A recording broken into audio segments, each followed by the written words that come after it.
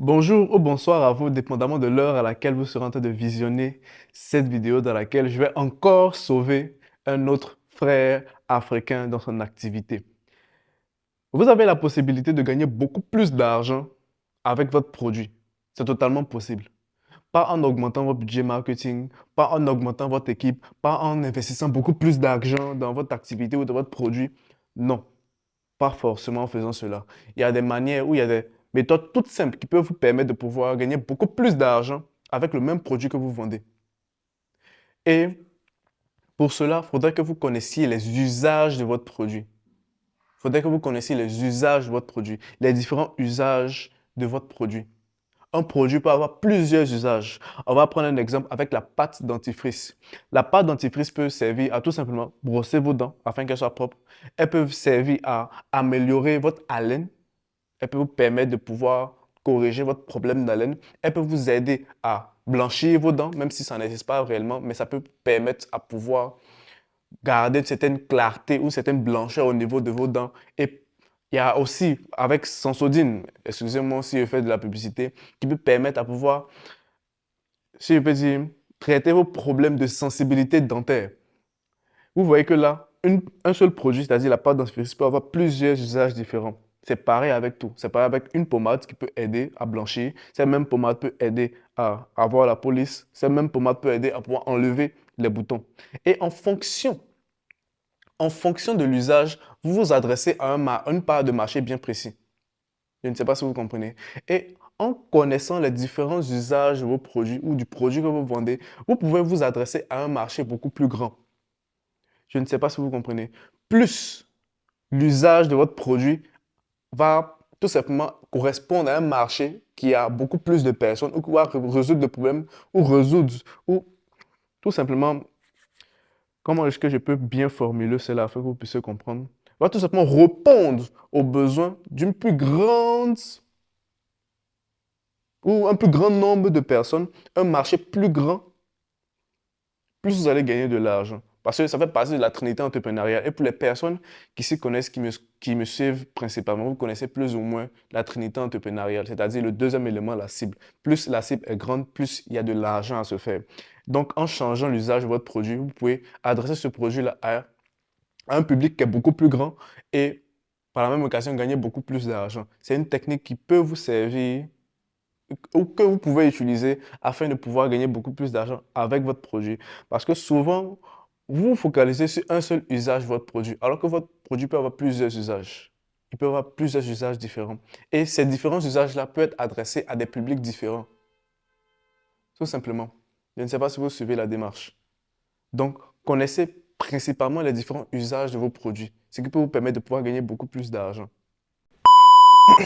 Alors, je vais prendre un exemple afin que vous puissiez mieux comprendre ce que je dis. Supposons que vous ayez un produit cosmétique. On va prendre un exemple d'un produit cosmétique. Disons une crème. Et cette crème-là sert tout simplement à calmer les douleurs musculaires. Une baume ou une crème qui peut servir à calmer les douleurs musculaires. Dans un premier temps, vous allez conseiller ce genre de produit-là aux personnes qui sont sportives, que ce soit hommes ou femmes. Ça va principalement s'orienter, ce produit va principalement être orienté vers les personnes qui ont des problèmes musculaires, c'est-à-dire les personnes qui font régulièrement du sport, ce qui correspond à un public bien précis. Je ne sais pas si vous voyez. Mais au fur et à mesure que vous vendez le produit, vous vous rendez compte que les gens n'utilisent pas ce produit-là seulement pour les douleurs musculaires. Excusez-moi pour cet exemple, mais il faudrait que vous puissiez mieux comprendre. Mais les personnes utilisent ce produit-là afin de pouvoir augmenter la taille de leur sexe, par exemple, chez les hommes et chez les femmes pour rétrécir la taille de ce même organe. Vous vous rendez compte que votre produit, qui était censé calmer les douleurs musculaires, a un autre usage, c'est-à-dire l'allongement du sexe masculin, si vous voulez, et le rétrécissement de l'appareil génital féminin. Vous vous rendez compte que votre produit a un usage différent. Et à ce niveau-là, qu'est-ce que vous pouvez faire? Vous pouvez prendre le même produit, le mettre dans un différent packaging et spécifier que ce produit-là sert aussi à faire cela. Je ne sais pas si vous voyez. C'est que de base, les personnes qui utilisaient votre produit, ou c'est-à-dire votre cible, votre public, c'était seulement les personnes qui étaient sportives, les personnes qui faisaient du sport régulièrement. Mais vous voyez que tout en connaissant l'usage, ou connaissant tout un autre usage de votre produit va vers un public qui est beaucoup plus grand. Et comme je l'ai dit, plus votre cible est grande, plus le public auquel s'adresse votre produit est grand, plus il y a de l'argent à se faire. Je ne sais pas si vous voyez à ce niveau-là. Donc, il faudrait que vous connaissiez les différents usages de votre produit. Quand vous connaissez les différents usages, vous pouvez élargir le public auquel s'adresse votre produit. Et plus ça s'adresse à beaucoup de personnes, plus vous pouvez gagner de l'argent. Plus vous pouvez gagner de l'argent avec ce produit-là. Donc, il faudrait que vous connaissiez les usages de ces différents produits-là. Je vais prendre encore un autre exemple avec Coca-Cola. Coca-Cola, quand ils ont sorti leur boisson, ça s'adressait principalement aux personnes qui voulaient se rafraîchir, boire, passer du bon temps avec les amis et ce genre de choses-là. Maintenant, qu'est-ce qui s'est passé? C'est que il y a des personnes qui trouvaient ça trop sucré. Il y a des personnes qui trouvaient ça trop sucré. Donc, qu'est-ce qu'ils ont fait? Ils ont sorti un deuxième Coca-Cola. C'est le même produit Coca-Cola, mais avec une autre version. Coca-Cola Light. Donc, ils ont pu toucher maintenant ces personnes-là qui trouvaient que c'était trop sucré. Donc, il y a eu le Coca-Cola Light pour ces personnes-là, avec moins de sucre à l'intérieur. Après cela, il y a eu d'autres personnes, c'est-à-dire les diabétiques, qui disaient qu'il y a du sucre dans le Coca-Cola ou dans le Coca-Cola Light. Donc, nous, on ne peut pas boire ce Coca-Cola-là.